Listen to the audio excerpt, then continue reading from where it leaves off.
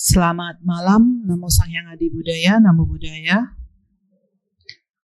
Senang sekali malam hari ini kita kembali berkumpul di ruang Batisala ini untuk malam kedua ya, Dharma Class dengan tema menyentuh penderitaan, merealisasi kebahagiaan. Jadi tadi malam Bante sudah menyampaikan topik tentang menyentuh penderitaan. Malam ini kita akan bersama-sama menyimak, meresapi ya tentang bagaimana merealisasi kebahagiaan. Semoga kita semua sudah hadir di sini dan di saat ini ya dengan sepenuhnya sehingga kita dapat menerima dharma ini dengan sebaik-baiknya. Ya.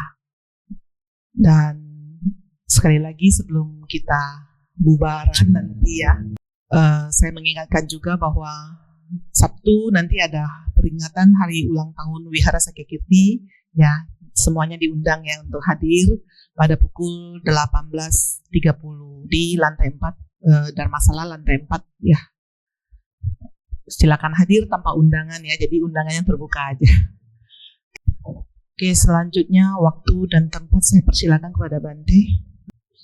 Bapak-bapak, ibu-ibu, saudara-saudari, ya, duduk dengan nyaman. Tangannya boleh diistirahatkan di pangkuan atau boleh diletakkan di pahanya, boleh. Jangan menyender ya. Kita duduk tegap sedikit. Punggung kita tegak. Bahu kita rileks. Pandangan kita ke depan, kemudian kepala sedikit ditundukkan. Mata boleh dipejamkan.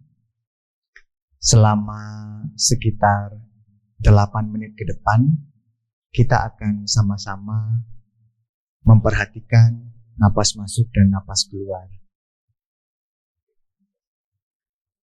Ikuti instruksi dari saya, lepaskan pikiran masa depan atau masa lalu, hadir sepenuhnya di saat ini. Sambil memperhatikan napas masuk dan keluar, kita sama-sama mendengarkan 3 suara gong.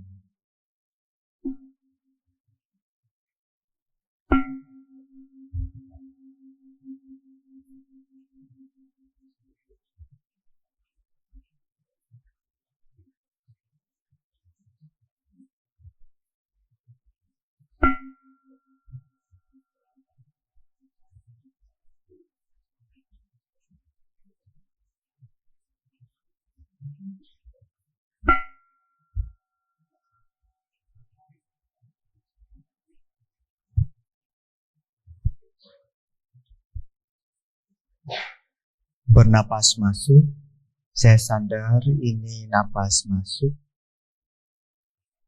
Bernapas keluar, saya sadar ini napas keluar.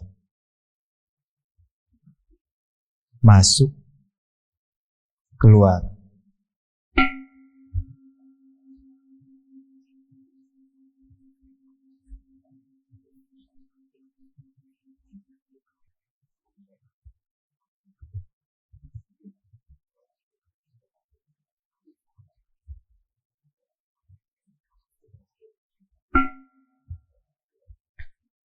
Bernapas masuk, saya mengikuti napas masuk dari awal sampai akhir.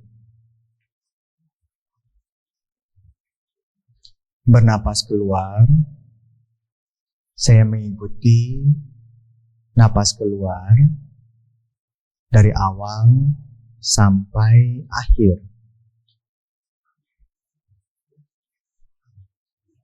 Ikuti napas masuk, ikuti napas keluar.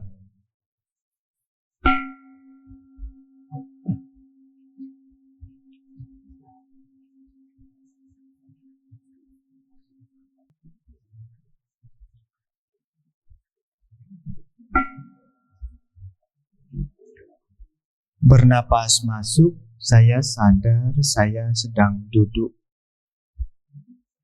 Bernapas keluar, saya merasa rileks. Duduk Relax.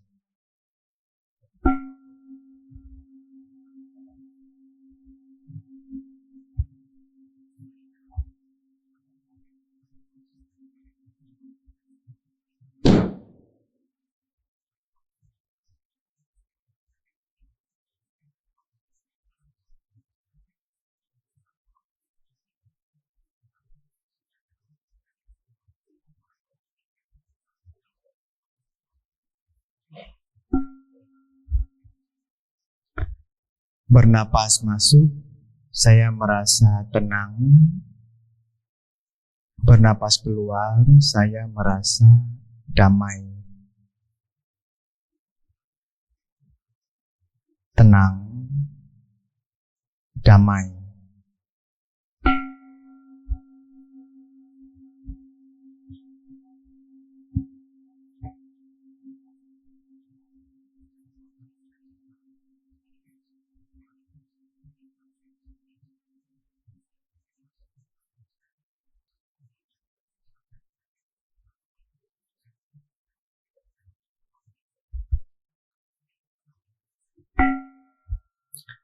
Mari kita mengangkatkan kedua belah tangan membentuk anjali.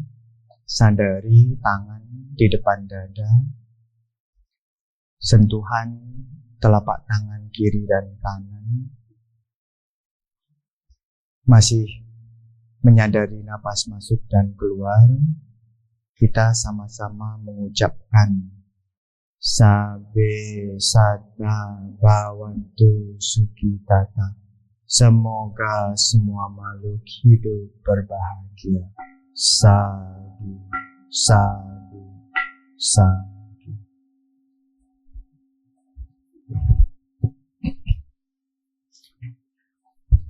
Terima kasih, barusan meditasi 8 menit.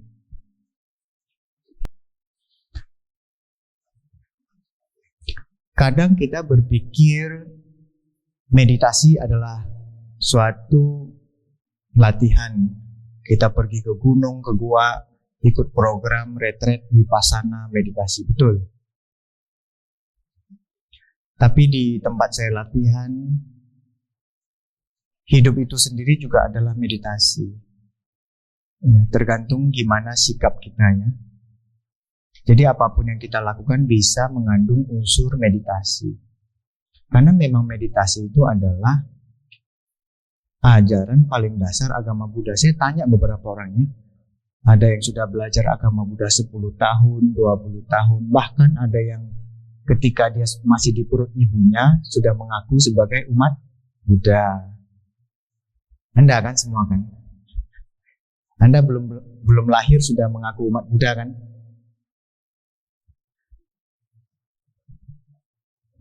Kemarin kalau Anda datang saya ada sebutkan bahwa Buddha artinya sadar, kemudian Buddha mengajarkan bagaimana menjadi sadar. Ya, itu kata Buddha. Karena beliau ini orang yang sudah sadar sepenuhnya dan dia mau membuat muridnya menjadi sadar. Anda murid Buddha kan? Bukan murid saya loh ya. Murid Buddha, karena saya juga muridnya Buddha. Ingat loh ya. Saya ini teman Anda. Teman spiritual orang bilang ya. Jadi apapun yang Buddha ajarkan selalu membantu murid-muridnya menjadi lebih sadar. Karena sadar ini akan menjadi penyelamat kita. Ya, ada orang bilang, saya kurang sadar saat itu ya. Ngomongnya sembarangan ya. Tapi tiba-tiba dia sadar kan, nggak boleh ngomong gosip tentang orang ya. Karena apa? Karena dia sadar. Jadi kalau ada orang menggosip-gosip itu kemungkinan besar dia orang yang kurang sadar ya. Kurang sadar ya. Atau ada orang lagi marah-marah ya. Itu mungkin juga kurang sadar ya. Makhluk-makhluk di Indonesia itu ada kemungkinan semakin banyak yang sering dalam kondisi tidak sadar. Karena apa? Ngomong di internet, ngomong di mana-mana itu kasar, ngejek, menuduh, kata-katanya semakin kasar ya. Kalau kita menjadi lebih sadar ya batal ya. Udah mau maki-maki batal. Karena apa? Karena sadar. Sadar itu yang menyelamatkan ya. Lalu bapak-bapak, ibu-ibu mungkin bertanya, kalau gitu Bante, gimana jadi sadar? Betul kan? Nah, lalu Buddha bilang mulai dari sadar napas. Ya. Jadi sadar manusia itu mulai dari napas, menyadari napas. Dengan sengaja menyadari ada udara masuk dan keluar, itu sudah sebagai suatu sadar. Dan itulah yang disebut sebagai meditasi. Ya. Jadi setelah Anda sadari napas, kesadaran Anda meningkat. Ya kan, meningkat. Nah, jadi kesadaran ini bisa dipakai dalam beberapa waktu ya. Berapa lama saya nggak tahu ya. Karena sadar muncul, dia akan expired nanti. Expired tahu ya. Kayak Anda beli makanan sekarang ada expired date ya. Kesadaran kita juga ada expirednya ya. Tapi bagusnya adalah setiap kali, bahkan sebelum expired kita bisa memperpanjangnya ya. Siapa yang bisa perpanjang? Anda. Bukan saya, bukan pemerintah, bukan perusahaan, tapi Anda sendiri. Oke ya, ini cara kita perpanjangnya, 1 menit napas.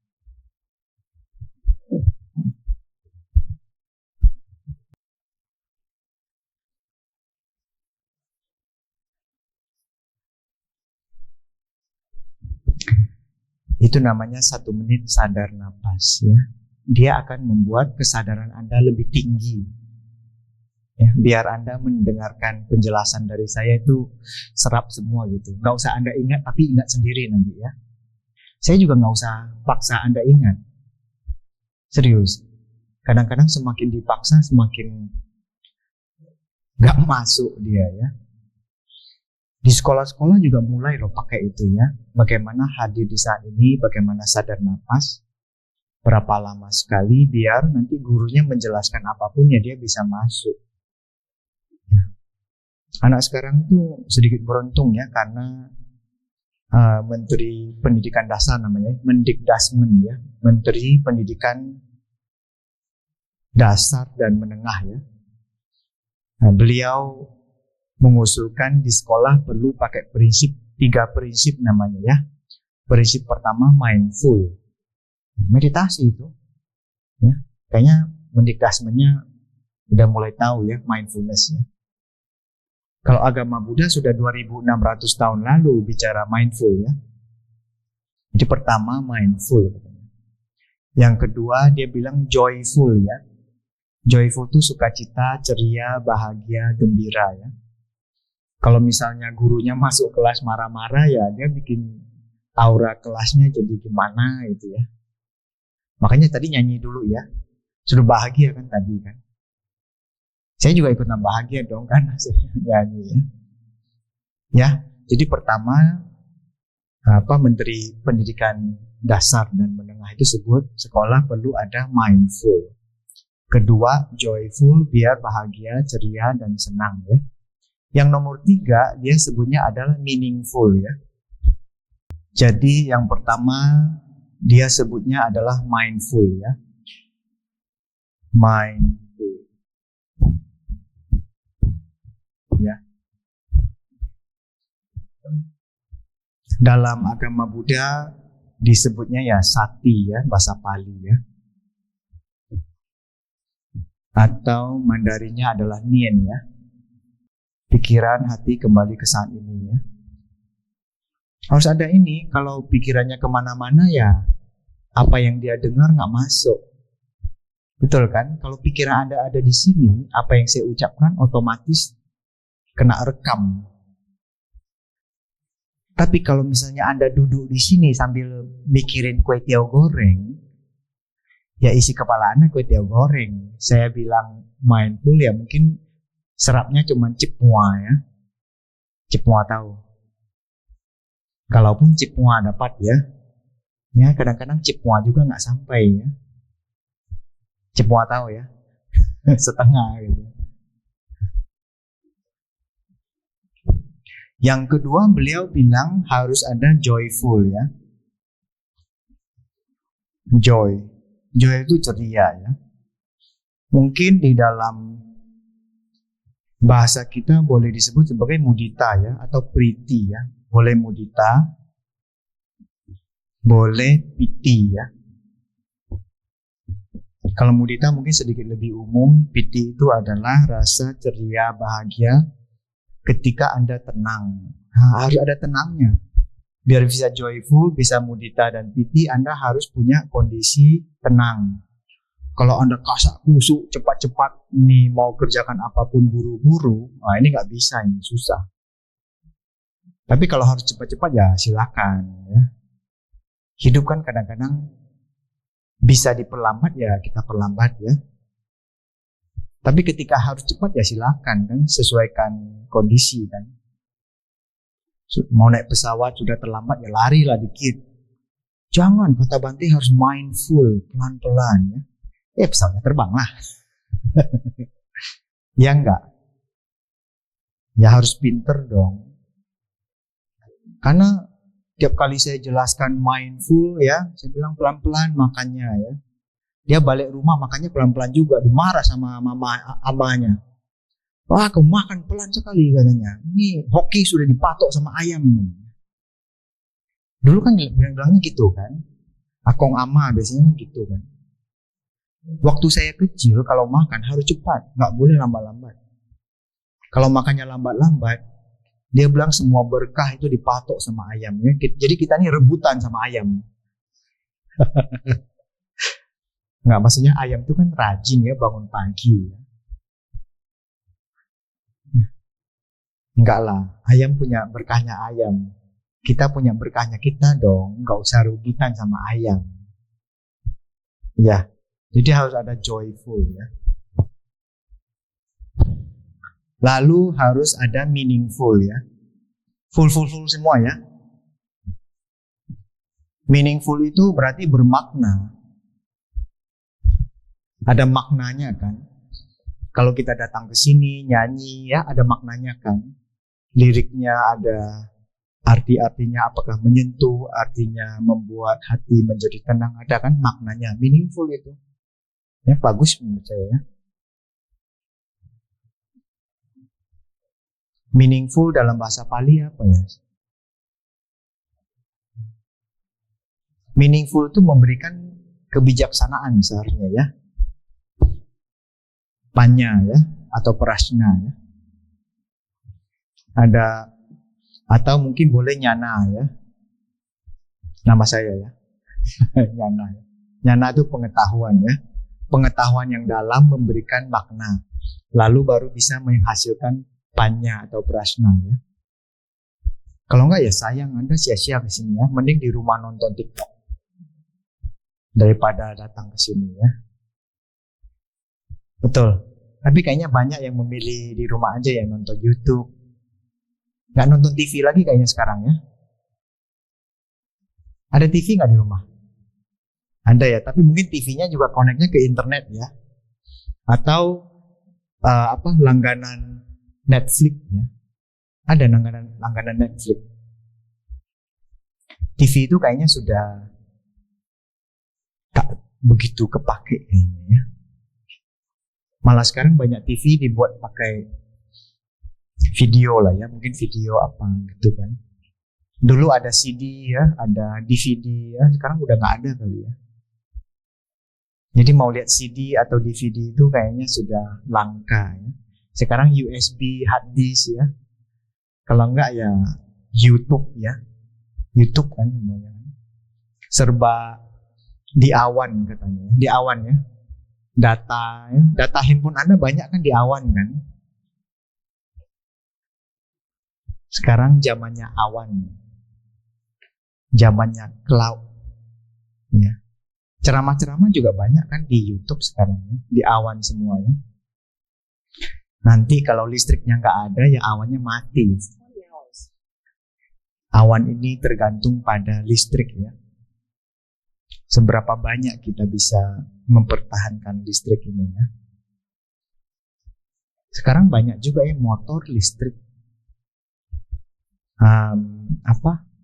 Mobil ya. Jambi banyak mobil listrik. Jakarta mulai banyak ya. Ketahuan loh ya, kalau Jakarta dia ketahuan mobil yang biasa sama mobil listrik, dia plat nomornya itu ada birunya. Ya. Jambi ada? Belum lihat kayaknya saya. Ada ya? Ya. Jangan sebut merek dong. Nanti dikira saya promosi ya. Dari Tiongkok katanya banyak ya. Kita ini diserbu sama Tiongkok ya. Merek, barang, handphone juga banyak ya buatan Tiongkok ya. Ini buatan mana nih nggak tahu nih. Merek sih merek Amerika, tapi dia lihat made in China. Ada lumayan banyak sekarang ya. Kalau saya made in Indonesia. 3 ya, menarik ya. Mungkin para pandita ya juga perlu mengingat bagaimana menyampaikan sesuatu ya, agar pikiran kita hadir, bikin kita bahagia, ya, bikin kita tenang, lalu pemaknaannya bisa lebih dalam. Malam ini kita mau lihat ya kelanjutannya ya, kelanjutan dari kemarin. Sebetulnya saya sih mau bercerita kepada Anda tentang ini.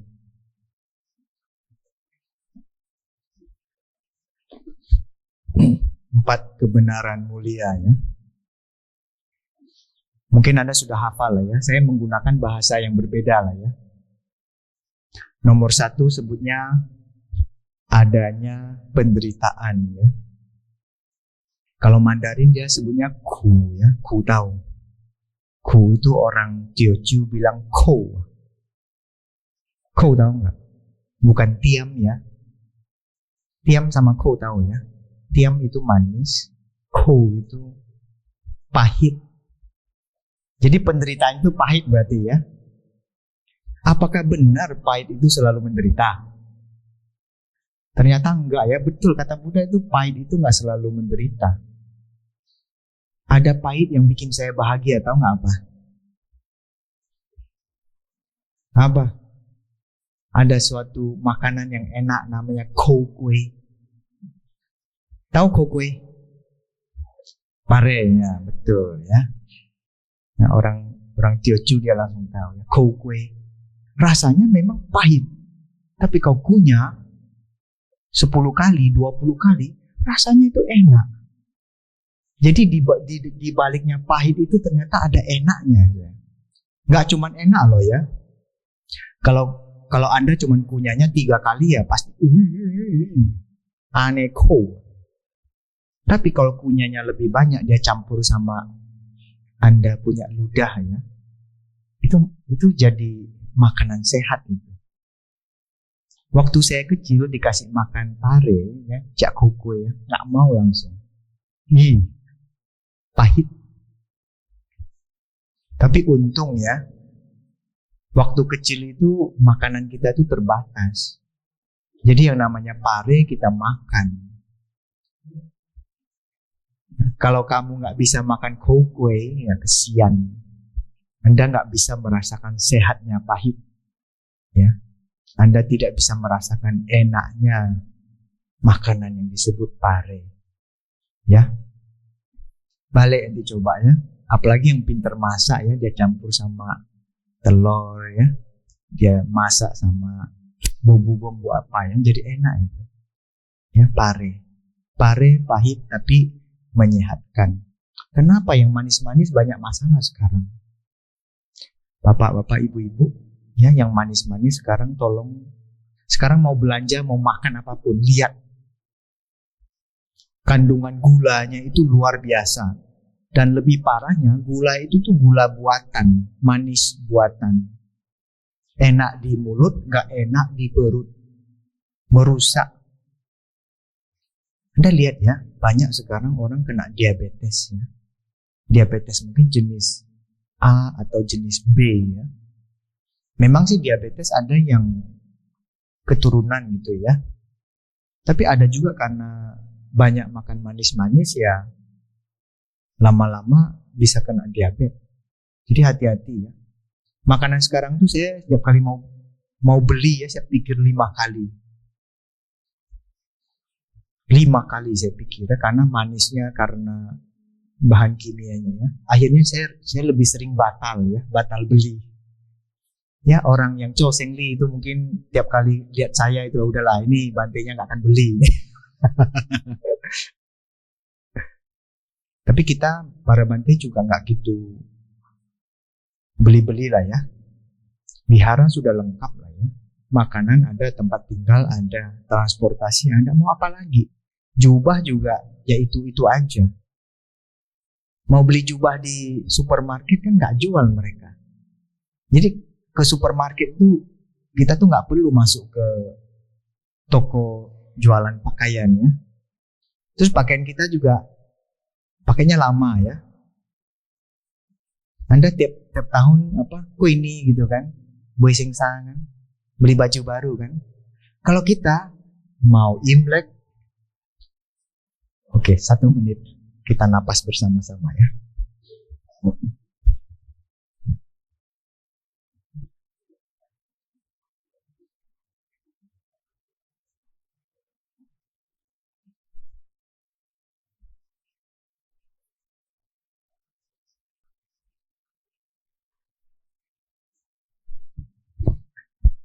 Hidup para bante itu sebetulnya sederhana. Ya, mau ketemu presiden ya ini jubahnya. Mau ketemu gubernur ya ini jubahnya. Ya, kalau Anda mau ketemu presiden mungkin pakainya harus rapi ya, pakai dasi atau pakai apa gitu kan. Kalau kita nggak usah sama. Ya. Mau ketemu umat, mau ketemu siapapun, inilah pakaian kita. Biar kita nggak usah terlalu pusing sebetulnya ya. Kalau Anda kan mikir dulu ya, hari Senin pakai kuning ya, hari Selasa pakai merah ya, hari Rabu pakai hijau ya, merah kuning hijau ya, di langit yang biru. Ya. Apa tuh lagunya itu? Kalau kita nggak usah mikir ya. Jadi setelah hampir 20 tahun pakai jubah begini, serasa banyak urusan yang sederhana jadinya ya. Dan sangat melindungi bumi. Nggak perlu beli baju baru terus ya. Anda berapa lama sekali beli baju baru? Bajunya sudah 2 lemari ya, masih aja bilang kurang bajunya ya. Tahu kemana pikirnya. Sepatunya udah 1 rak ya, masih aja beli ya. Entahlah apa yang dipikirkan ya. Itu ketipu Anda tuh. Ketipu sama iklan. Belilah sepatu ini. Belilah baju ini. Belilah sampo ini. Kalau kita ya senyum-senyum aja. Kita kan gak terlalu sampo pakailah. Cuman kita paling hemat sampo kayaknya. Ya, sabun ya. Kadang-kadang sabun sama sampo itu bareng. Kalau Anda 1 conditioner, 1 shampoo, 1 itu berderet-deret. Saya tuh kadang yang buat badan ya sekaligus buat kepala. Kalau rajin ya beli sampo lah gitu ya. Kalau rajin, kalau lagi malas ya sudah. Yang penting mandi. Ya. Zaman Buddha itu para bantai jarang mandi loh. Apalagi sampo sama sabun ya nggak ada mereka. Cuman mengandalkan mengandalkan air aja kali ya. Katanya para bantai zaman dahulu itu cuma boleh mandi setelah 15 hari. 15 hari sekali mandi. Jorok. Tapi zaman dahulu itu susah. Karena para bantai itu jalan-jalan terus dari mana ke mana kan. Mau ketemu sungai itu susah. Kecuali hidupnya di dekat sungai Gangga ya, yang mungkin bisa sering berenang. Tahu sungai Gangga kan? Sungai suci di India ya. Pernah ke India? Pernah lihat sungainya, sungai Gangga? Wah, luar biasa itu ya. Luas. Airnya warnanya coklat. Ya, saya pernah lihat ya ke sana ya.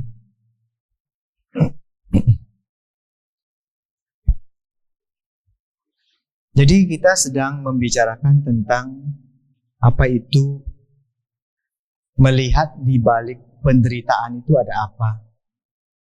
Ya.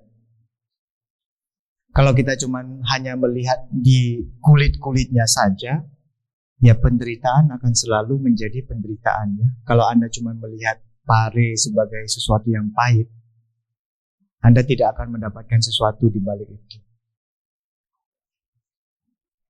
Lalu ketika Buddha bilang tentang penderitaan, beliau juga menjelaskan bahwa segala sesuatu itu ada penyebabnya.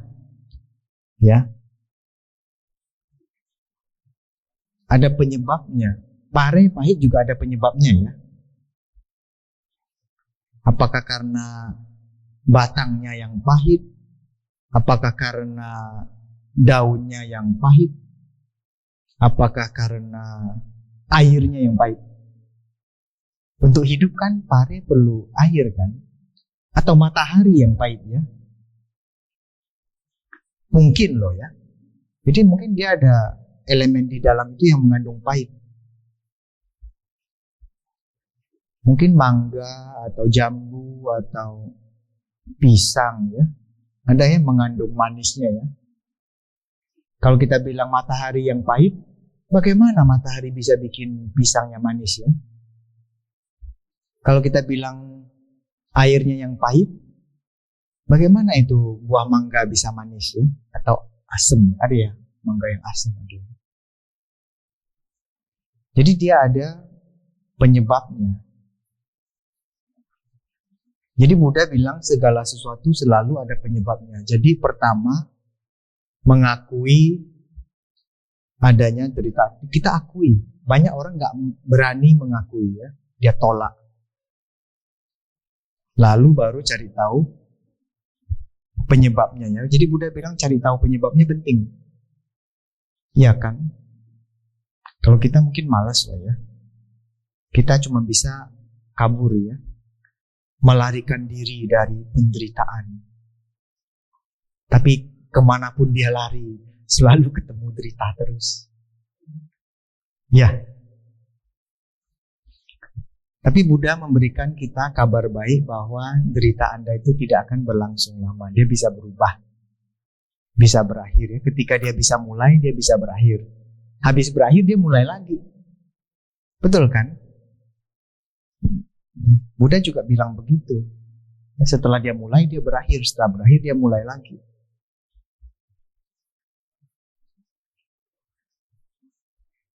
Ada cara biar dia bisa berakhir lebih lama, bahkan berakhir sepenuhnya.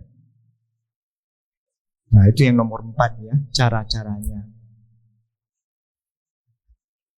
Cara merubah penderitaan ya, bisa dirubah ya. Kayak ada orang bisa merubah angin menjadi listrik. Bisa nggak? Dulu nggak bisa ya, tapi sekarang bisa. Dia pasangin, apa itu namanya? Kincir angin. Terima kasih, Cip. Langsung ya otaknya, kincir angin. Saya lagi mikir apa itu. Otak saya belum nyampai, dia udah nyampai ya. Kincir angin, terima kasih ya. Saya pernah ke Belanda ya, saya lihat banyak itu kincir angin itu kan. Kelihatannya indah. Saya hanya menikmati indahnya saja, tapi belum sampai berpikir bahwa kincir angin itu dipakai untuk apa ya, biar angin tiup, si baling-balingnya putar. Ketika dia putar, dinamonya itu menghasilkan listrik. Dan listriknya itu bisa disimpan. Kita kan butuh listrik kan. Nah, itu namanya merubah energi angin menjadi listrik. Sekarang macam-macam loh ya. Ada yang merubah aliran air menjadi listrik, bisa ya. Hydro namanya. Ada yang mengubah sinar matahari menjadi listrik ya. Banyak kan sekarang ya ada ya solar panel gitu. Wihara kita belum punya ya. Nantilah pikirlah boleh gimana ya. Tapi bukan pasang gaya-gayaan ya. Pasang betul-betul bisa mengurangi konsumsi listrik ya. Cuma nggak tahu ya teknologinya sudah sebagus apa ya. Dulu saya agak sedikit senang sama solar panel ya. Jadi saya ada beli solar panel segitu ya. Saya taruh dekat jendela ya. Lalu disambungkan untuk cas HP. Tapi casnya berjam-jam seharian. Ini kok lama kali ini ngecasnya ya. Mungkin teknologinya belum begitu bagus ya. Karena dulu saya pikir saya coba-coba lah ya. Beli terus ya. Ngecas handphonenya. Tahu-taunya lama ngecasnya ya. Jadi akhirnya saya nggak pakai lagi. Semoga aja ini teknologinya berkembang ya. Jadi Buddha bilang kita perlu melihat ini nggak cuma mata ya, tapi hati merasakan ya. Melihat, pikiran mengetahui, perasaan merasakan, dan yang paling penting di akhir adalah mengakui. Kita akui. Banyak orang itu tidak berani mengakui penderitaan. Secara diam-diam kita menolak penderitaan. Ketika terjadi penolakan, yang muncul adalah benci. Makanya kita ini memproduksi benci banyak. Memproduksi duit sih bagus ya. Tapi maaf, bapak-bapak, ibu-ibu, Anda memproduksi benci. Rajin lagi memproduksinya ya. Merasa? Rajin memproduksi benci, rajin memproduksi kesal, rajin memproduksi marah. Ya, disindir sedikit langsung kesal ya. Nah, itu memproduksi kesal namanya itu. Kita ini tukang produksi juga ini. Manufaktur ini, pabrik kita ini. Pabrik kebencian. Pabrik kekesalan. Pabrik marah. Produk Anda itu banyak itu udah sekarang ya. Jadi ketika kita berani mengakui, oh saya sedang marah ya, napas masuk saya sedang marah. Napas keluar saya tahu saya sedang marah. Begitu aja kalimat yang saya pakai. Napas saya produksinya langsung berkurang. Ya, nggak bisa dihentikan, tapi pertama dikurangkan terlebih dahulu. Lewat napas masuk saya sedang marah, gitu kan? Berani bilang gitu. Dalam hati kalau misalnya lagi marah ya, orang yang Anda marah di depan, terus kamu bilang napas masuk saya sedang marah, nanti dia kaget. Ini orang kenapa ini? Ini otaknya ada konslet apa? Dalam hati Anda sebut napas masuk saya sedang marah. Napas keluar saya tahu saya sedang marah. Gitu aja. Itu 2 kalimat ajaib. Ya. Bisa dapat diskon. Diskon marah. Mau ya diskon marah ya? Nah gitu caranya. Ya, karena napas masuk itu yang saya bilang meditasi. Pikiran di sini dan saat ini ya. Kalau Anda ulang beberapa kali, Anda merasa sedikit lebih tenang. Setelah tenang baru tahu kenapa saya marah. Ketemu itu, orang tenang ketemu alasannya. Untuk menemukan alasan Anda harus tenang. Betul kan? Kalau Buddha bilang dia kayak segelas air yang dimasukkan debu ya, dimasukkan lumpur. Ya. Segelas air kita masukkan lumpur sedikit, kita aduk-aduk, dia kan jadi keruh kan? Ketika dia keruh, nggak bisa dilihat itu. Dasarnya nggak kelihatan ya, keruh dia. Sama pikiran Anda kalau lagi marah dia keruh. Ya, Anda diamkan, Anda tenangkan. Biarkan gelas air itu, terus debunya itu atau lumpurnya itu kan berat kan?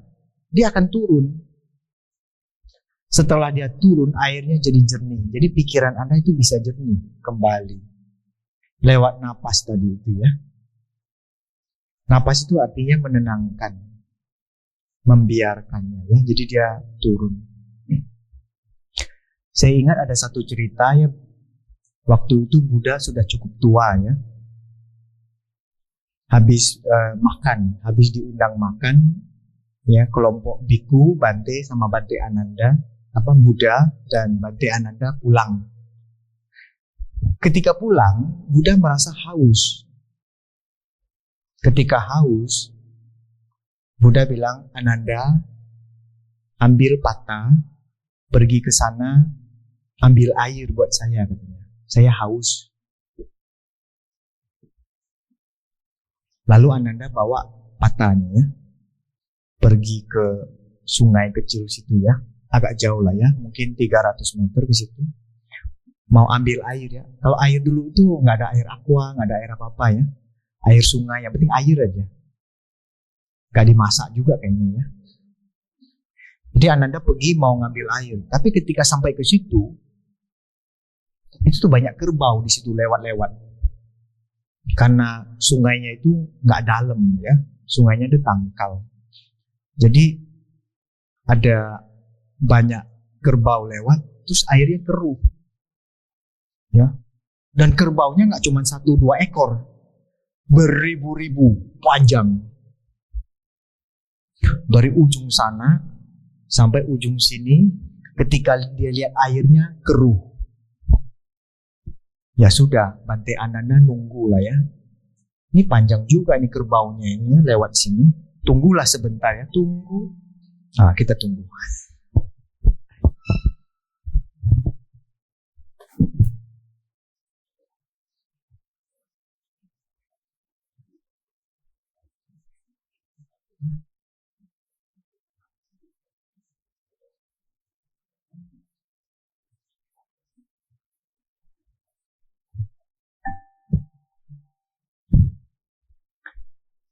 Sampai tunggu tadi ya. Bante Ananda nunggu, ini kerbaunya tuh terlalu panjang ini. Mau tunggu sampai kapan ini ya? Akhirnya Bante Ananda balik. Bilang, lapor Buddha, saya sudah sampai di sungai itu, tapi airnya keruh karena kerbaunya lewat. Lalu saya sudah nunggu lama di situ, tapi kayaknya terlalu banyak ya. Mungkin nanti kita jalan lagi ya, mungkin sekitar 5 km ke depan sana ada sungai yang lebih besar. Mungkin nanti Buddha minum di situ aja, saya ambilkan airnya ya. Begitu Bante Ananda bilang ya. Lalu Buddha bilang, oke lah, nggak apa-apa. Kita duduk aja di sini dulu ya. Orang zaman dahulu itu yang penting dapat pohon, ada pohon rindang, duduk di bawahnya itu sudah surga itu. Nyaman ya. Menikmati angin sepoi-sepoi ya, duduk. Setelah duduk berapa lama, ya mungkin ada 20 menit atau 30 menit ya.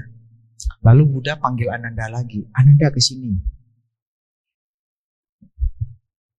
Ambil patah itu, pergi ambil air lagi katanya. Ananda bingung. Aduh, ini Buddha gimana nih? Ya, yang jadi murid juga ada waktunya kesal juga ya. Airnya kan kotor, kerbaunya itu panjang sekali. Tapi yang namanya murid ya harus ikuti perintah guru ya. Jangan bokasi ya. Ya sudah, walaupun hatinya nggak mau, tapi diminta oleh Buddha, ya udah Ananda ambil patah, pergi lagi ke situ, jalan 300 meter. Ketika sampai ke sana, ternyata benar ya, kerbaunya sudah lewat semua. Setelah kerbaunya sudah lewat semua, airnya sudah bersih. Betul kan? Karena tadi dilihat kotor sekali. Ya, lumpur-lumpur naik semua itu. Daun-daun, lumpur ya. Itu jadi kotor sekali. Gimana? Masa dia ambil air kotor buat Buddha ya? Tapi ketika dia tiba di situ, yang awalnya cemberut, disuruh ambil air, cemberut dia. Tapi sampai ke sana lihat airnya jernih, dia langsung bahagia. Wah, ini airnya sudah bersih ini ya. Dia ciduk lah ya airnya. Wah, Buddha bisa minum air sekarang ya. Karena Buddha kelihatannya tadi haus sekali. Dia cepat-cepat bawa pulang air bersih itu, diminum oleh Buddha. Lalu Buddha tanya, Ananda, Ya. Setelah minum, setelah segar ya, Buddha bertanya kepada Ananda. Ananda, apakah Anda sudah mengerti? Loh, tiba-tiba Buddha kok tanya begini ya? Jadi Ananda berpikir, apa yang perlu saya mengerti? Dia pikir sebentar ya, tiba-tiba Ananda menangis. Hebat nih Buddha ya, dia cuma bertanya apakah Anda sudah mengerti, nangis dia. Mungkin kalimat ini menyentuh hati Ananda ya. Kalau Anda mungkin tak tersentuh ya, kalau Anda tersentuh Anda juga pasti nangis. Buktinya gak ada yang nangis. Kan hanya Ananda yang tahu. Kenapa tahu nggak? Ada ceritanya nih yang belum saya ceritakan. Ya. Waktu pertama kali Ananda pergi ke situ, ya melihat airnya begitu keruh, ya pertama kali ke situ melihat airnya begitu keruh, Ananda itu nggak sabar. Ini berapa lama ini liatin, terus hatinya tuh cemas. Kenapa? Dia ingin mengambil air untuk Buddha. Begitu sayangnya Bhante Ananda kepada Buddha ya. Sayang artinya perhatian lah ya. Kalau nggak bisa bawa air pulang untuk Buddha minum kan, rasanya dia gagal gitu kan. Ada orang gitu kan, merasa gagal dia kan. Lalu apa yang terjadi tahu nggak? Sampai nggak sabaran, Ananda tuh turun ke dalam sungai itu. Dia coba membersihkan airnya. Caranya gimana tahu nggak? Dia tekan-tekan, dia injak-injak airnya. Ayo turun ini debunya, coba kau turun cepat kau turun biar bisa saya ambil. Yang terjadi apa? Semakin dia injak, semakin dia tekan itu air, itu lumpurnya tambah keruh. Semakin ditekan, semakin diusik ya, semakin keruh airnya. Dan dia semakin kesel. Ini kok airnya nggak bisa bersih-bersih nih, udah saya dorong, udah saya tekan katanya kan. Akhirnya dengan penuh kekesalan dia balik kan. Bilang, Buddha itu airnya kotor nggak bisa minum ya. Tapi kayaknya mungkin Buddha tahu kali ya. Lalu Buddha bilang, ayo kita santai-santai dulu ya di bawah pohon ya, duduk dulu santai-santai ya, menikmati angin cepoi-cepoi ya. Setelah setengah jam ya kan suruh pergi lagi kan. Ketika pergi lagi, melihat airnya begitu jernih, akhirnya Ananda sadar.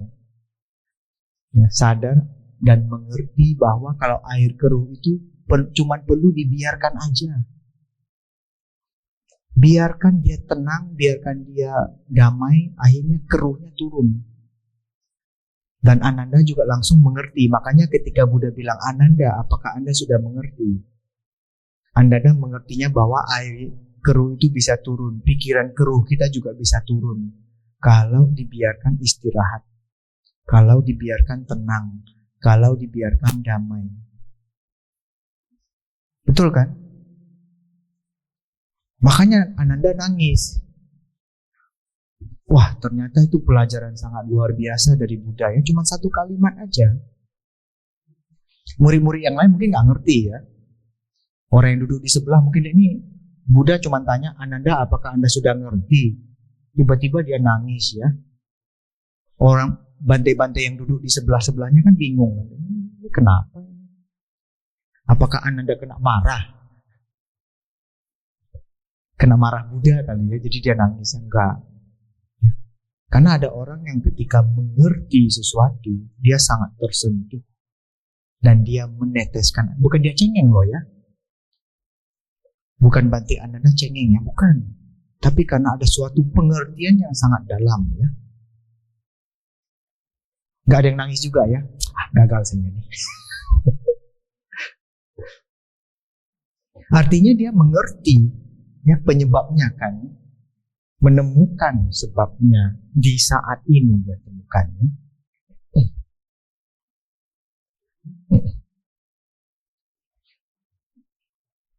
Jadi ada menyadari ada penderitaan, kemudian dengan tenang pikiran di saat ini untuk mencari tahu penyebabnya. Gitu prinsipnya ya. Kita kan cuma diajarkan aja ya, tapi nggak diajarkan caranya ya. Caranya itu harus dilihat di saat ini ya. Adanya penderitaan itu sebetulnya yang disebut sebagai kebenaran mulia yang pertama, yaitu duka ya. Tidak nyaman ya, duka itu disebut tidak nyaman atau derita. Kehidupan manusia itu mengandung penderitaan fisik dan mental ya. Kalau Ananda itu kena dua-duanya itu.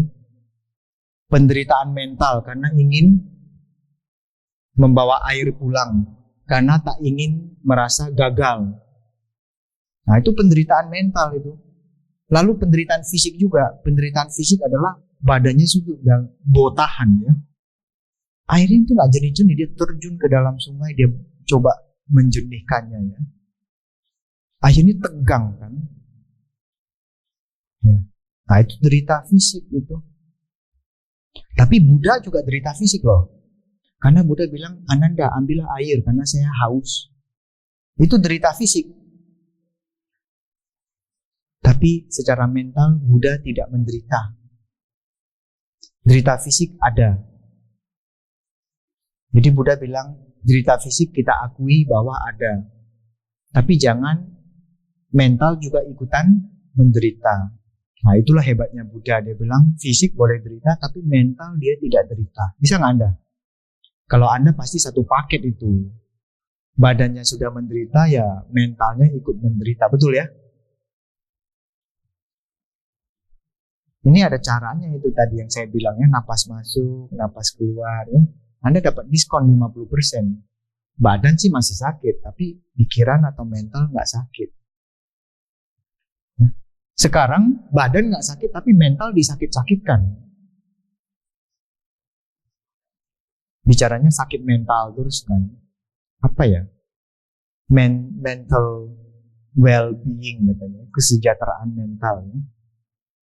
Sekarang meditasi itu laku loh ya. Di Jakarta kalau pergi meditasi itu bayarnya bertiau-tiau. Bayar gotiau, bayar laktiau ya. Orang kaya itu rela keluarin duit buat meditasi. Ini meditasi ada di wihara, nggak ada yang datang, ya. Nggak ada bayar tiau-tiau juga, nggak datang juga. Ya Anda datang biasa karena ada bante, kan? Nggak ada bante nggak datang. Itu namanya umat bante itu namanya, bukan umat Buddha. Anda datang, ya ikut latihannya.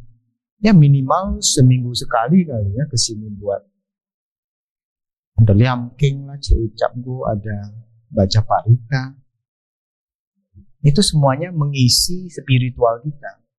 Jangan isi saku aja, jangan isi rekening aja. Itu perlu diisi. Tapi rekening spiritual, rekening cinta kasih, rekening meta karunanya juga harus diisi. Kalau enggak kering ya, gersang ya. Anda hari ini datang kan mengisi kesadaran ya, mengisi meta dan karuna, mengisi kedamaian, betul kan? Lumayan kan? Untung nggak saya cas ya, sejam bayar berapa gitu kan? Nanti dibilang nih bante mata duitan pula. Saya pernah kena tuduh itu bante mata duitan.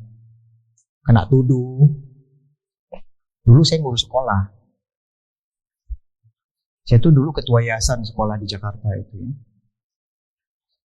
Para guru-guru ini suka terlambat. Saya nggak sebut nama sekolahnya ya. Para guru ini suka terlambat. Jadi saya diskusilah sama bendaharanya kan, sama sekretaris. Gimana nih kita biar gurunya itu datang tepat waktu? Udah Bante katanya, kita bikin aturan siapapun telat, kita potong gajinya. Telat 1 menit pun dipotong gajinya. Wih, kejam kali. Kalau nggak begitu ya suka-suka dia kan, nggak disiplin kan. Guru pun harus disiplin, datang lebih awal. Orang kantor juga nggak boleh telat kan. Jadi kita bikin aturan, siapapun telat, potong gajinya. Lumayan ya, setelah sebulan yayasan kaya. Karena hasil potong-potong gajinya itu gede duitnya ternyata. Kalau duit potongan itu gede, berarti banyak orang yang telat. Betul nggak? Nah itulah saya kena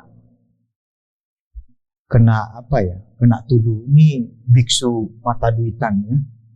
Kita nih gajinya nggak seberapa, dipotong lagi. Jadi untung saya nggak kena demo ya. Takut juga ya. Mentang-mentang ketua yayasan. Jadi mereka udah bisik-bisik di belakang. Ini yayasan Cak Lui katanya. Cak Lui tahu nggak? Makan duit. Tapi tujuan kita kan untuk biar mereka disiplin. Lalu saya bilang, udahlah duitnya kita buatkan pesta aja lah. Kia-kia gitu kan, makan di resto enak gitu kan. Lalu kita kasih pengumuman, yayasan akan mentraktir bapak-bapak ibu-ibu makan di restoran itu ya, silakan datang. Katanya yayasan baik kali ya, traktir kita makan katanya. Ini nggak ada angin, nggak ada hujan. Belum tahu mereka duit potongan mereka yang kita pakai. Jadi pas makan-makan kita umumkan pengumuman bapak-bapak ibu-ibu. Duit ini adalah duit yang kita potong dari gaji Anda. Jadi Anda mentraktir Anda.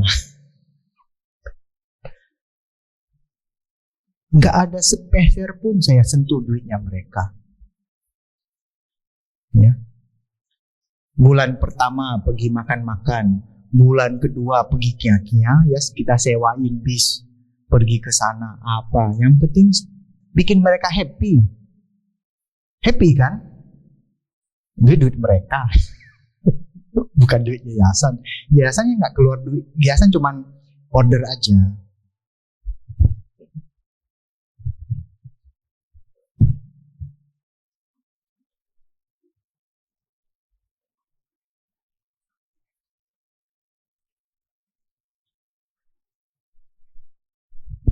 Jadi lama-lama ya orang bisa mengapresiasi ya. Lumayan juga ya kena tuduh mata duitan ya. Cak Lui katanya. Emang Lui bisa dicak? Mau juga cak peng ya. Cak mie ya, cak kuitiau. Lui gimana mau cak? Gak maksudnya cak Lui itu ya tilep uangnya gitu.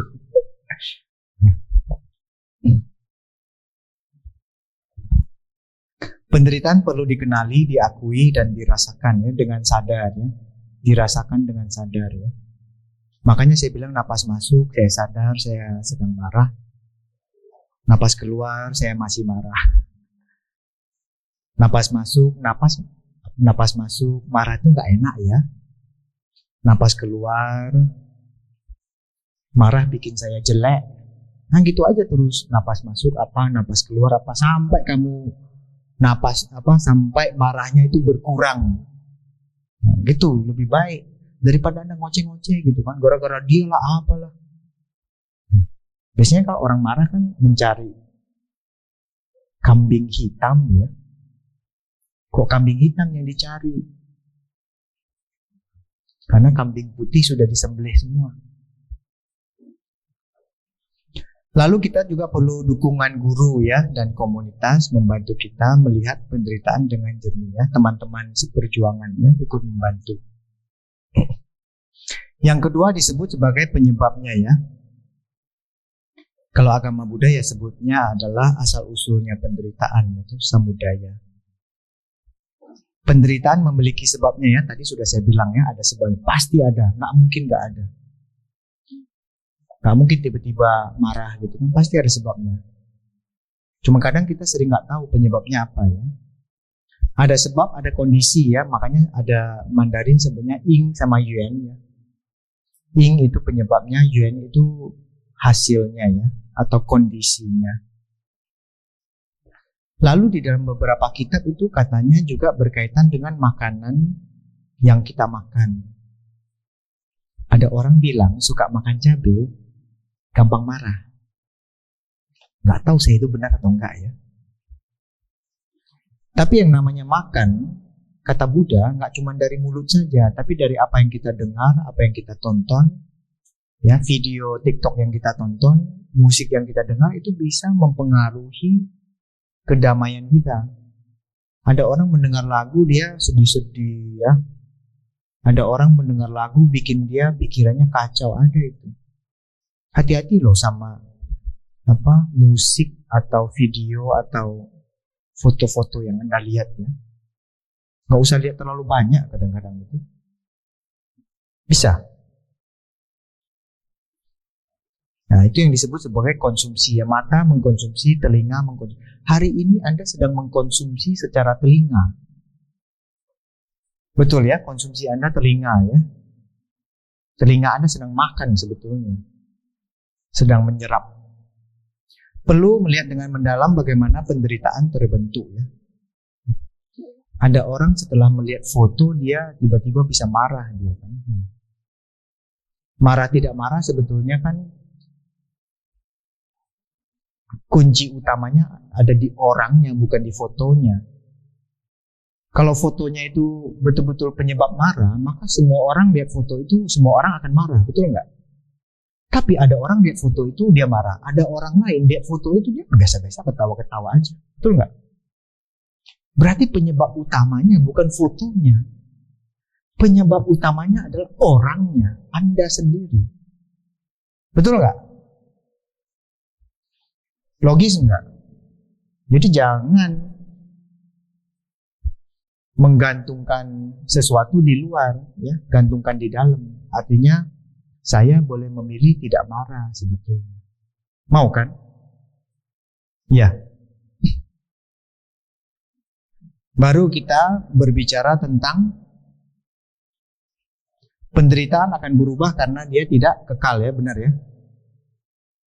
Nah, ini prinsip paling dasar agama Buddha bahwa segala sesuatu di dunia ini tidak kekal. Derita bisa jadi bahagia, bahagia bisa jadi derita. Bisa bolak-balik. Kemudian cara merubahnya seperti apa ya? Penderitaan bisa kita hentikan ya, lewat kesadaran. Kalau Anda sadar, derita Anda mulai belum berhenti total, tapi dia mulai berkurang. Ya, cara menghentikannya begitu.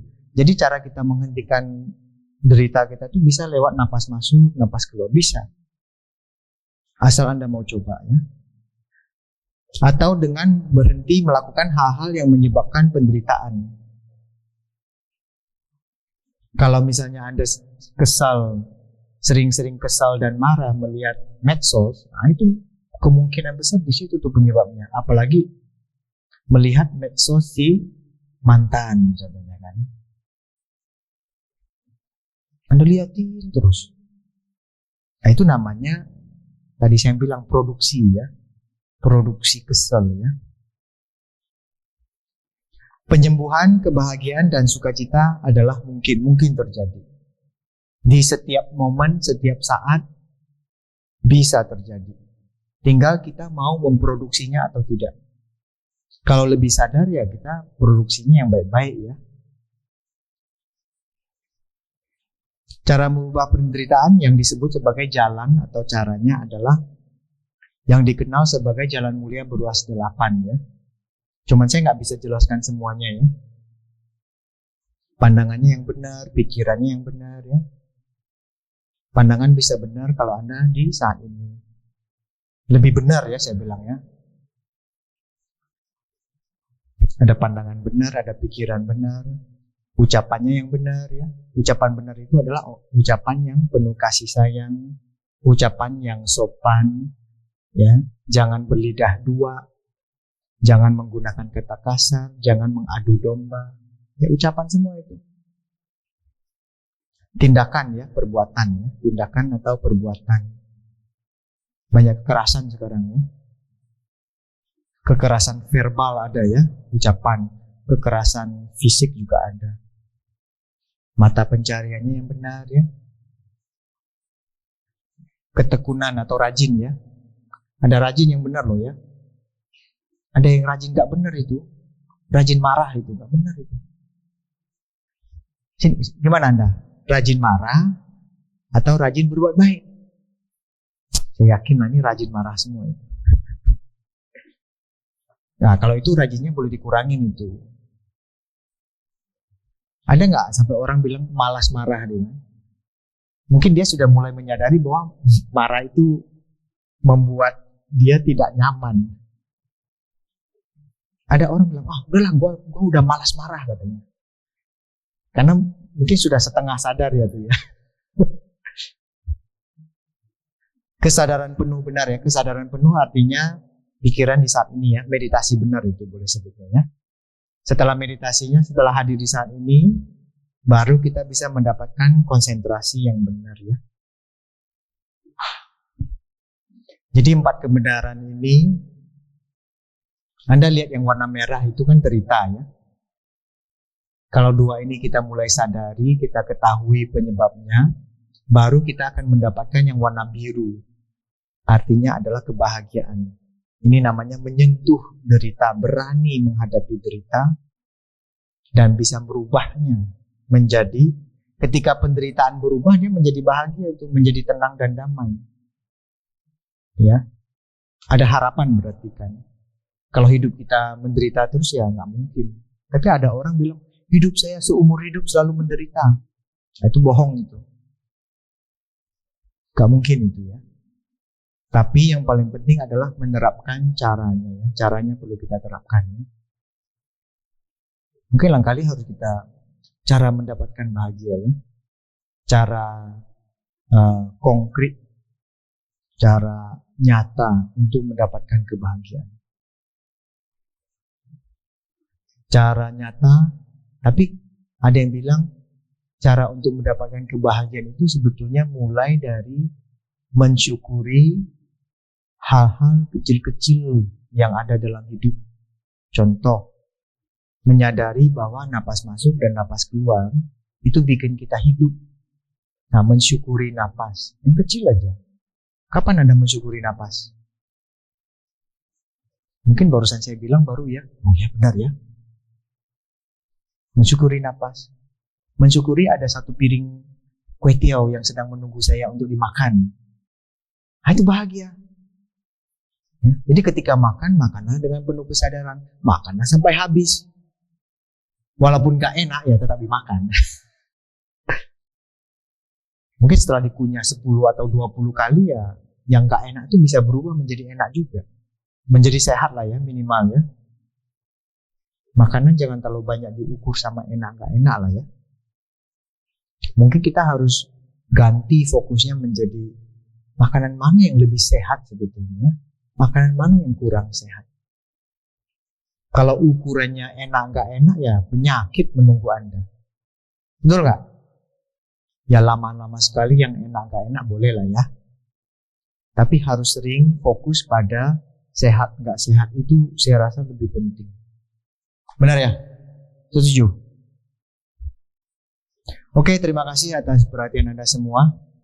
Waktunya sudah jam 9. Kalau jam saya sih baru jam 9 kurang 10. Itu error itu jamnya itu. Tolonglah disetel dulu coba jamnya nanti ya. Dari tahun lalu itu. Tahun lalu ke sini, saya juga udah ini jamnya ini jam kecepatan. Benar nggak nih? Atau jam saya yang salah? Nah, kan? Itu jam error itu.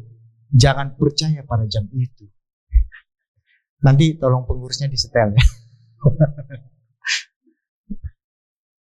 Terima kasih atas atensi Anda semua. Namo Sang Hyang Adi Budaya, Namo Buddhaya. Mungkin 10 menit boleh pertanyaan.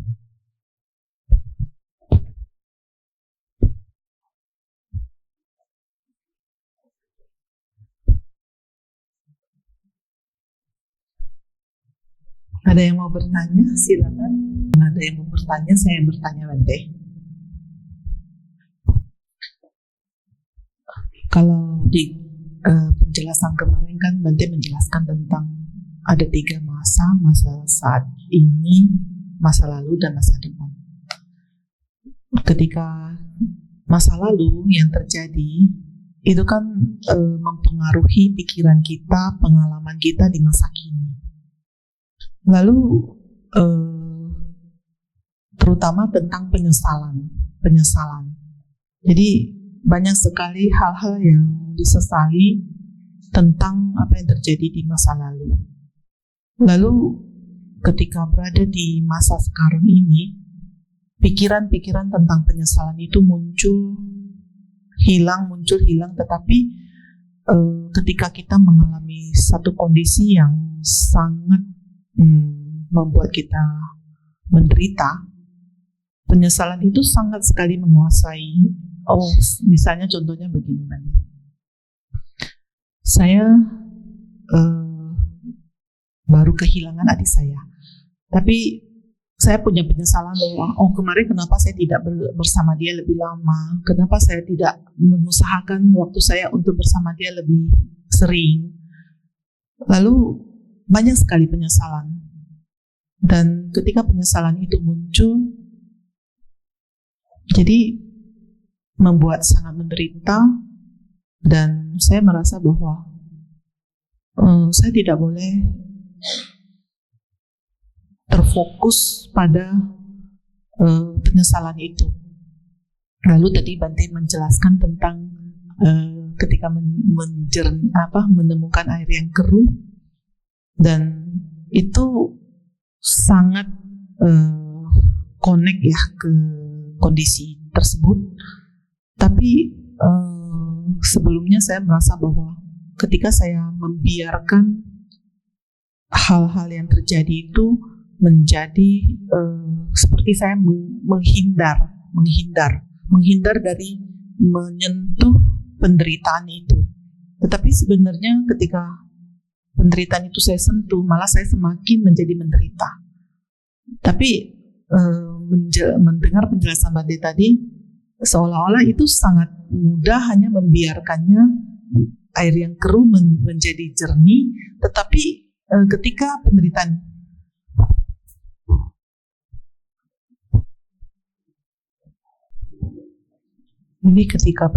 itu muncul, lalu menjadikan dia seperti seolah-olah dicuekin, tidak disentuh, lalu merasa bahwa kenapa seolah-olah saya melarikan diri. Seperti itu Bante. Mungkin saya minta penjelasan Bante lebih lanjut. Sebenarnya kondisi seperti itu bagaimana sih yang seharusnya kita lakukan? Karena satu sisi ada penyesalan, satu sisi kemudian sebenarnya kita harus, saya mengibaratkan bahwa seperti luka yang menganga, bahwa ketika luka itu muncul, tapi kita nggak boleh terus-menerus menyentuh luka itu, memberikan waktu kepada luka itu untuk sembuh. Tetapi di satu sisi seolah-olah itu adalah melarikan diri atau seperti menghindar. Mungkin mohon penjelasan Bante.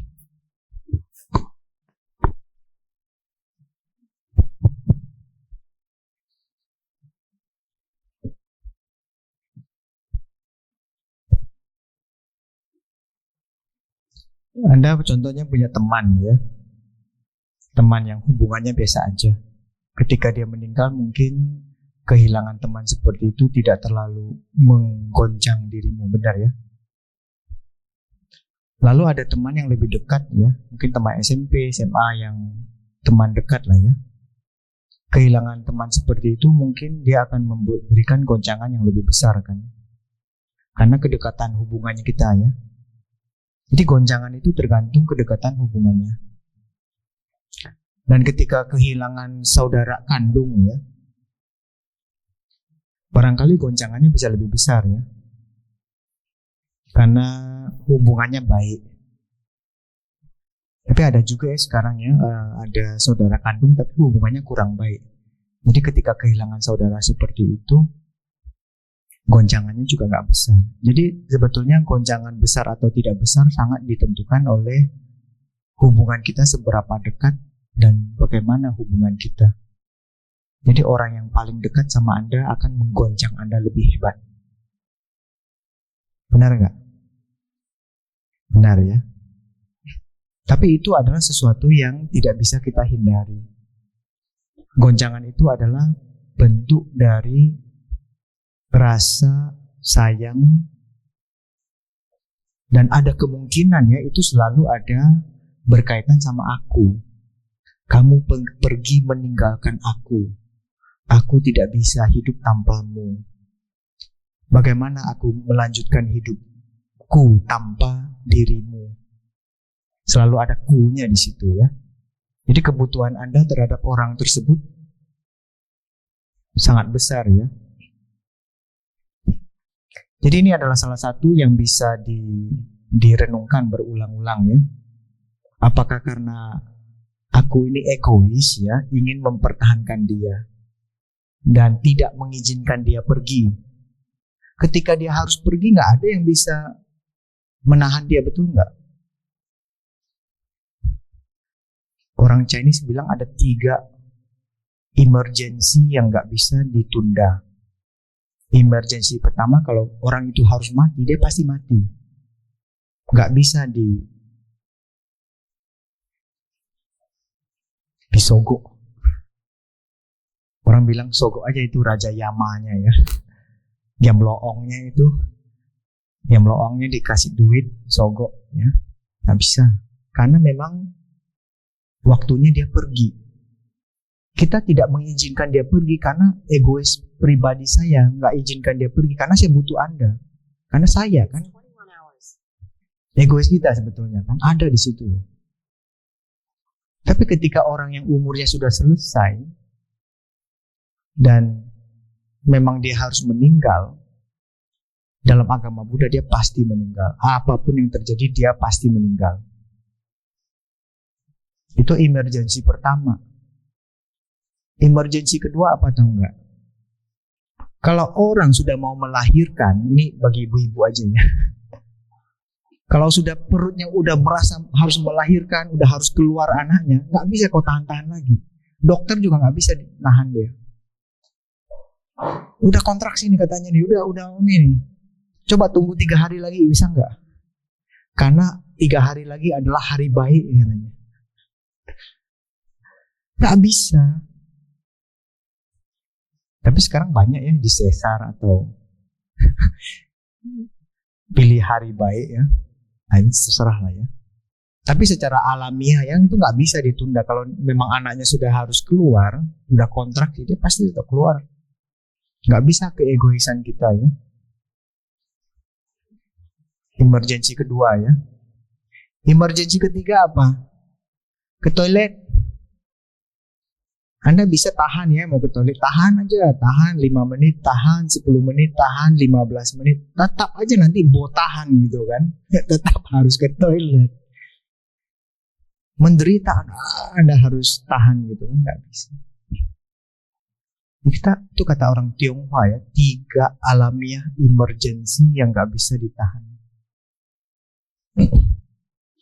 Jadi kita melihat lahir mati itu adalah suatu kejadian yang umum. Berarti kita belum bisa menerima bahwa lahir dan mati itu adalah umum. Jadi perlu perenungan terhadap lahir dan mati ya, dua-duanya. Biar kita bisa mengerti lengkap tentang kehidupan, tentang lahir dan mati dua-duanya. Kamu pikir lahir itu nggak ada urusannya sama mati? Ada. Mati itu nggak ada urusannya sama lahir. Ada, dua-duanya itu saling kayak koin dua sisi, satu koin tapi 2 sisi. Merenungkan kelahiran ya, untuk mengerti kematian. Merenungkan kematian untuk menyadari tentang kelahiran. Dua-dua itu tuh penting untuk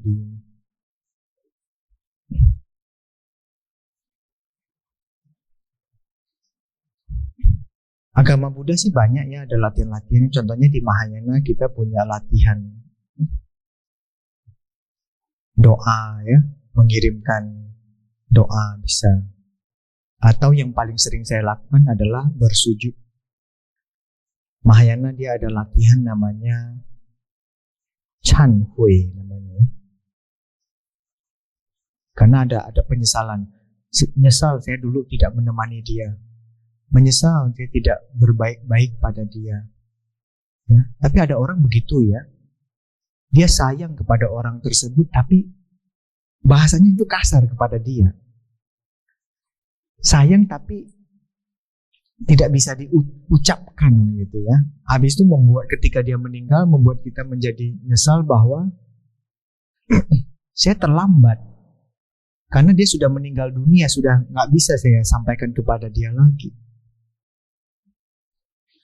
Kalau Buddha bilang, justru penyesalan ini harus menjadi minyak, bisa menjadi bahan bakar yang baru untuk diterapkan buat orang lain.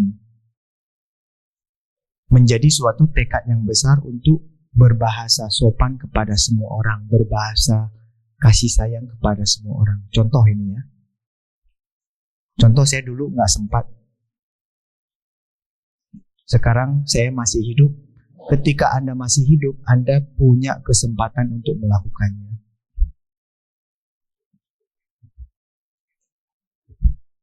Dulu saya mau kuliah nggak ada duit. Ya duitnya ada, tapi cukup gitu kan. Jadi saya bisa merasakan seberapa susahnya nggak ada duit mau sekolah. Irit-irit hidup saya. Jadi saya ada beberapa yang diam-diam ya. Diam-diam ada umat Buddha atau anak muda mana yang kurang duit. Diam-diam saya ambil duit pribadi, saya kasih dia kuliah. Saya ikut bantu gitu kan. Ikut bantu. Tapi diam-diam aja. Nggak perlu diumumkan ke dunia kan. Karena saya bisa merasakan betapa susahnya. Karena saya pernah merasakan susahnya. Ya, dia sudah semester 8 ya. Contoh ya, sudah mau skripsi, sudah mau itu kan. Terus saya dengar gitu kan. Cepat-cepat. Tapi biasanya orang-orang kenal aja. Kan nggak bisa secara ini kan.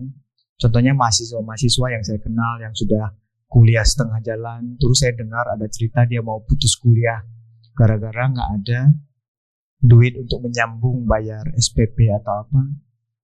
Tanya berapa coba saya bayarin. Uang praktikum atau apa saya bayarin, saya bilang. Pakai duit saya pribadi ada. Semiskin-miskinnya saya bayarin berjuta-juta masih bisa lah ya. Duit dana dari umat juga kok. Saya kan jarang belanja ya. Belanjanya laptop sudah saya beli, handphone sudah ada, ya, makanan wihara ada, tempat tinggal semua ada. Jadi daripada duitnya nganggur di bank ya, saya lihat siapa yang bisa saya bantu. Ada orang yang kena kanker, kena sakit apa ya, tapi duit saya kan nggak banyak. Saya bantu sebisa-bisanya saya bantu. Ya duitnya nggak banyak tapi saya bantu, tapi saya bahagia. Dulu ada itu orang Jawa satu ya. Kenal di Jawa situ. Anaknya itu masih kecil, kena kanker harus masuk rumah sakit. Dia bilang butuh duit sekian-sekian juta. Lihatlah. Mau minta sama orang lain kan saya malu ya. Ya udah tarik aja duit pribadi kasih. Mau masuk rumah sakit katanya. Suhu tolonglah. Untuk masuk rumah sakit harus ada apa ya katanya, harus ada apa kasih apa duit apa namanya itu, deposit dulu ya, dikasih deposit dulu baru anaknya bisa masuk. Ya udah depositnya saya yang bayar, saya bilang ya cepat masukin dulu kan, begitu kan. Habis itu baru minta BPJS atau apa kan baru bisa kan. Jangan karena duit itu nggak ada dia harus urus sana urus sini terbengkalai karena sakitnya keras. Nah yang gitu-gitu bisa kita bantu ya daripada saya menyesal kan. Walaupun bantunya cuma beberapa orang, tapi hati saya lega. Karena saya tahu saya nggak bisa bantu seluruh dunia ini. Kemampuan saya terbatas, tapi saya membantu di kemampuan yang saya bisa. Itu kesempatan Anda nanti. Lihat mana yang ini. Sehingga apa? Kita seolah berbuat sesuatu yang berbalik gitu. Sesuatu yang berbalik itu yang akan menyembuhkan. Dulu saya suka ngomong kasar, contoh ya, ada orang bilang dia suka ngomong kasar ya. Curhat ke saya kan, kenapa ini? Karena lingkungannya itu ngomong kasar semua, jadi dia ikut ngomong kasar. Semua kebun binatang dia pakai. Kebun binatang tahu ya? Saya bilang, udah kamu ganti dulu itu kebun binatangnya, diganti istilahnya ya. Yang huruf A, ya kamu pakai apel, saya bilang. Ya, yang huruf K ganti jadi apa gitu kan. Yang huruf apa P, ya kamu ganti jadi pisang gitu kan. Pisang kamu gitu. Nggak bisa langsung berubah, tapi istilahnya mulai berubah jadi pisang, jadi apel. Dan benar dia coba. Itu artinya mengganti ya. Kalau Buddha bilang kamu ganti. Jadi akhirnya nama buah-buahan yang keluar ya bukan nama binatang. Dan semakin lama ya karena dia harus sadar mengganti A-nya menjadi apel. Betul nggak? Itu kesadarannya dia naik itu. Ya lama-lama itu udah bahasa kasarnya jadi berkurang sekali. Lama-lama sekali ya, walaupun lama-lama sekali dia suka menggantikannya ya. Jadi berbuat sesuatu yang sebaliknya. Coba cari tahu. Dia akan menyembuhkan menurut saya. Sembuhnya melakukan sebaliknya. Oke ya. Udah mau pulang ya? Udah boleh pulang kali ya? Itu sudah jam 9.20 itu. Tapi sekali lagi jangan percaya jam itu. Oke ya, terima kasih atas atensi Anda semua. Semoga latihan, semoga penjelasan, semoga programnya memberikan manfaat kepada Anda semua. Selamat malam, Namo Sangyang Adi Budaya, Namo Buddhaya. Ya, Taja Amitofo.